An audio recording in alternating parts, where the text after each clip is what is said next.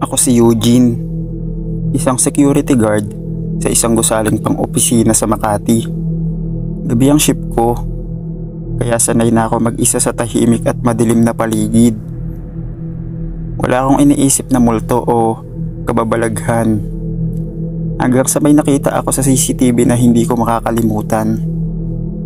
Alas 3 ng madaling araw. Nakaupo ako sa guard station at binabantayan ng mga CCTV monitor. Karaniwan, wala akong nakikitang kakaiba. Pero nang lumapit ako sa PID ng ika-5 palapag, may napansin akong gumagalaw. Isang babae, nakaitim, nakatayo sa hallway. Napakunot ang noo ko. Wala namang empleyadong dapat naroon sa ganitong oras. Agad akong sumilip sa logbook. Walang nakaregister na overtime worker. Kinuha ko ang radyo ko at tinawagan ng kasama kong guard sa kabilang gusali. Patrick, may tao ba sa 5th floor? Wala ka bang nai-report na empleyado? Tanong ko. Wala pre, bakit? Tignan mo yung CCTV mo. May babae ron, naka-black dress. Ilang segundo siyang natahimik. Wala akong nakikitang babae pre. Napatingin ako ulit sa monitor. Nandun pa rin siya, nakatayo, hindi gumagalaw. Bigla akong kinilabutan. Bakit niya hindi nakikita? Huminga ako ng malalim at nagdesisyong puntahan ng lugar. Sumakay ako ng elevator at bumaba sa ika-5 palapag. Tahimik ang hallway. Walang kahit anong ingay maliban sa mahina kong mga yabag. Naglakad ako papunta sa dulo ng pasilyo kung saan nakita ko siya sa CCTV. Wala. Pero may kakaiba akong naramdaman. Parang may nakatingin sa akin. Dahan-dahan akong lumingon sa salamin sa tabi ko. Doon ko siya nakita. Nasa likod ko. Dali-dali akong tumakbo papunta sa kabilang gusali at sinabi ko ang naranasan ko sa kasamahan ko. Pagdating ko, ikunento ko sa kanya ang lahat ng nangyari. Pero hindi siya naniwala. Doon na lang ako nagpalipas ng oras sa station niya hanggang mag-umaga. Hanggang dito na lang po. Salamat sa pagbabasa ng kwento.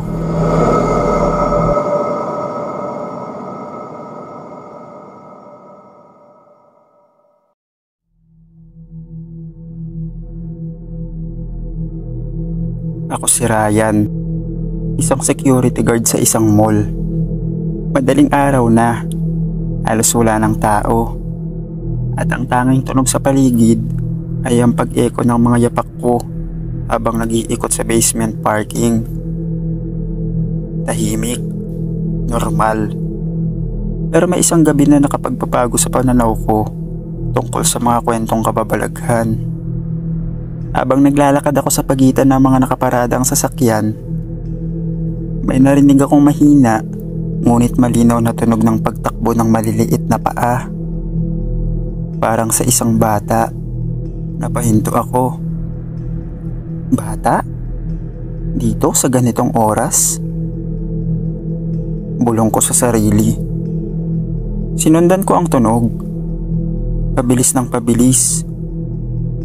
Hanggang sa tumigil ito sa isang sulok ng parking lot na madilim, malayo sa ilaw. Dahan-dahan akong lumapit. Ang mga kamay ko mahigpit na nakahawak sa batuta ko. Anong ginagawa mo rito? Tanong ko. Kahit hindi ko pa nakikita kung may tao nga talaga. Walang sumagot. Tinutok ko ang flashlight ko. Doon ko siya nakita. Isang batang babae, nakaputing damit, nakatalikod sa akin. Mukhang mga 5 taong gulang lang siya. Basa ang paa niya. May bakas ng tubig sa sahig, pero walang tubig sa paligid. Nanginginig ang kamay ko habang tinatawag ko siya. Iha, nasaan ang mga magulang mo? Daan-daan siya lumingon. Doon bumigat ang dibdib ko. Wala siyang muka. Tinalo ako ng takot. Napaatras ako. Napatakbo. Papunta sa guard station. Halos hindi ko maigalaw ang katawan ko sa sobrang kaba. Pagbalik ko sa CCTV room, agad kong tinignan ng footage ng parking lot. Naisip kong baka guni-guni ko lang. Pero nang i-rewind ko ang recording, nakita ko ang sarili kong naglalakad, puminto at tumutok ng flashlight. Pero wala akong kaharap na bata.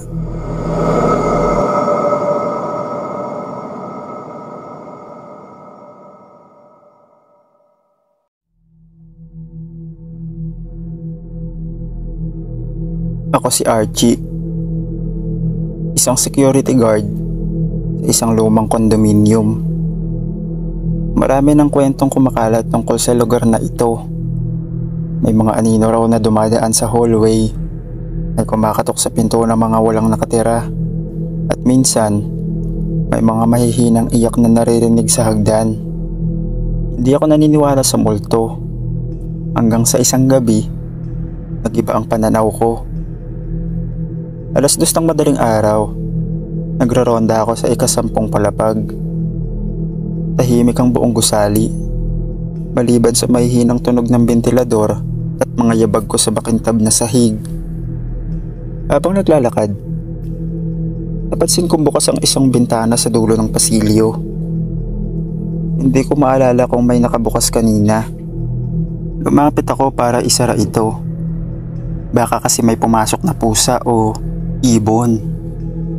Pero bago ko pa maabot ang bintana, napansin kong may tao sa kabilang gusali. Isang lalaki. Nakatayo sa tapat ng isang saradong unit sa kabilang building. Nakatingin siya sa akin. Mataas ang gusaling ito, pero sa posisyon ko, klarong-klaro ang lalaking yon. Wala siyang ginagawa. Hindi kumukurap, hindi gumagalaw. Basta lang nakatingin.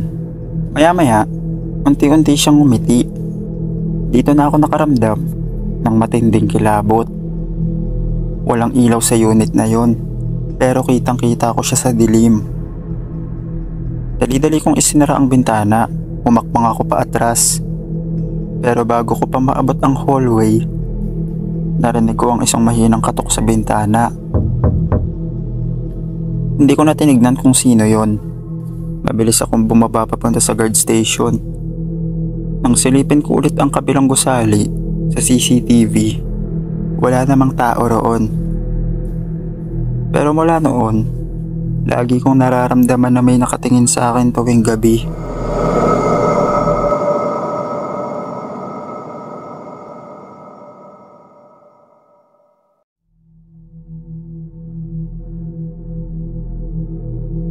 Ako si Joseph, isang security guard sa isang hotel.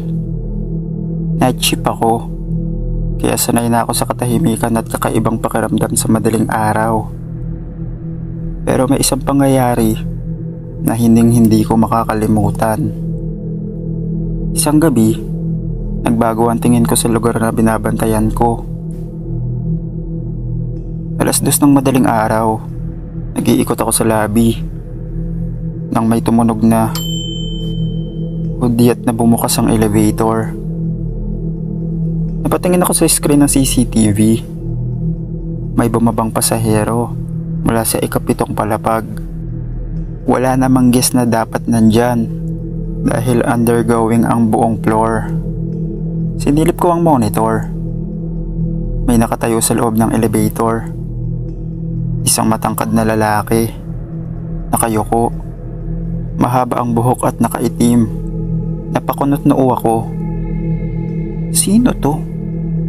Walang naka-check-in na ganitong itsura. Lumabas ako mula sa guard station at sumilip sa lobby. Bumukas ang elevator, pero walang lumabas. Lumapit ako, sumilip sa loob. Wala namang tao. Pero bago ko pa maisara ang pinto, May napansin ako. May madilim na anino sa sulok ng elevator. Hindi ito akin.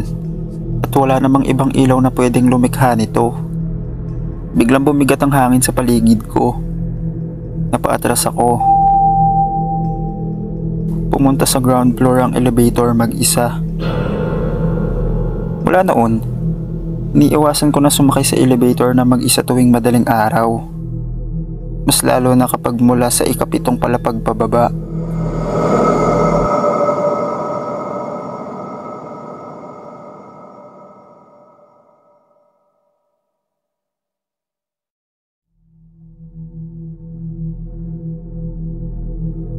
Ako si Julmar, isang security guard sa isang lumang subdivision. Gabi ang shift ko, kaya sanay na ako sa tahimik na paligid, malamig na hangin, at minsan kakaibang tunog mula sa di maipaliwanag na pinanggagalingan. Pero may isang gabing hindi ko makakalimutan. Isang gabing hindi ko na muling gustong balikan. 3:00 ng madaling araw. Nagroronda ako sa guardhouse. Walang katao-tao sa kalye. Tanging tunog ng kuliglig at may hinang kaluskos ng dahon ng maririnig. Normal lang lahat. Hanggang sa mapansin ko ang isang lalaki sa may poste ng ilaw sa dulo ng kalsada. Nakasuot siya ng lumang puting polo at itim na pantalon. Hindi siya gumagalaw. Nakatayo lang sa ilalim ng ilaw. Katalikod. Anong ginagawa niya rito sa ganitong oras? Dahil trabaho kong tiyakin ang seguridad ng lugar, lumapit ako. Boss, gabi na. Dito ka ba nakatira? Tanong ko, habang unti-unting nilalapitan siya. Hindi siya sumagot. Hindi rin siya gumalaw. Mas lalong lumakas ang kabog ng dibdib ko. Parang may mali. Ang halos 5 metro na lang ang layo ko. Dahan-dahan siyang lumingon. Doon ang lambot ang tuhod ko. Hindi normal ang mukha niya. Mas malaki ang mata niya kaysa dapat. Masyadong malapad ang ngiti niya at hindi siya kumukurap. Para siyang laruan na hindi maayos ang pagkakagawa. Napangiti siya ng mas malaki para ako napako sa kinatatayuan ko. Hindi ako makagalaw, hindi ako makatakbo. Bigla siyang humakbang papalapit. Doon ako natauhan. Mabilis akong umatras. Nanginginig ang katawan. Pero nang pumikit ako at muling dumilat, wala na siya. Nagpadali ako bumalik sa guardhouse. Hingal at halos hindi makapagsalita. Sinilip ko ang CCTV. Wala akong nakita. Pero bago ko pa masara ang monitor, napansin ko ang isang bagay na nagpahinto sa tibok ng puso ko. Sa refleksyon ng salamin ng guardhouse, nasa likod ko siya.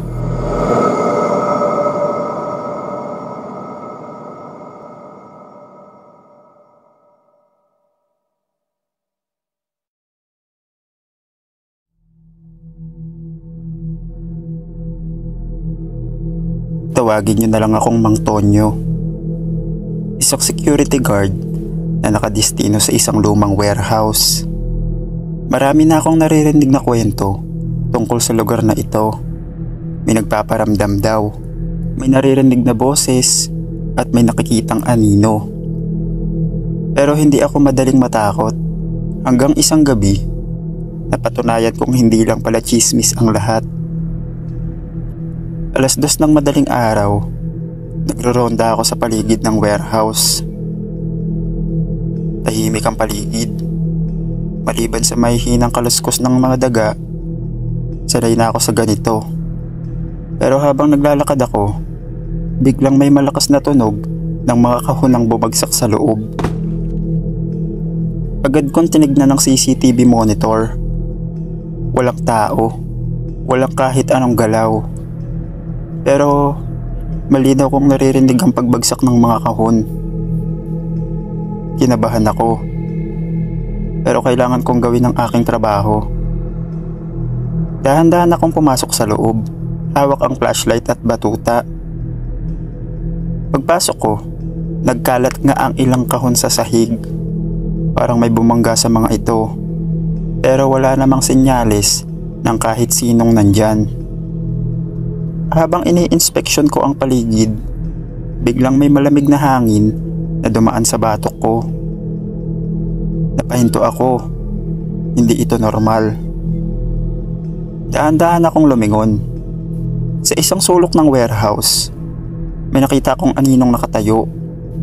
Isang matandang babae, nakaitim, nakatitig sa akin. Nanginginig ang kamay kong nakahawak sa flashlight. Hindi ako makagalaw, hindi ako makasigaw. Pumikit ako saglit at huminga ng malalim. Pagmulat ko, wala na siya.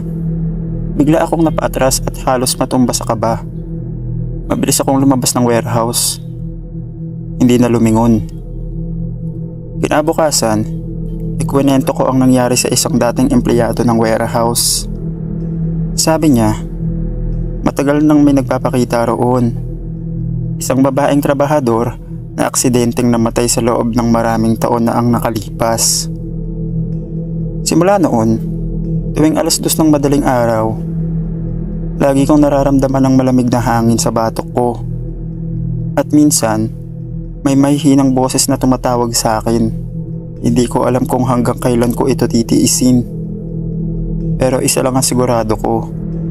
Hindi ako kailanman magpapaiwan mag-isa sa warehouse na yun muli.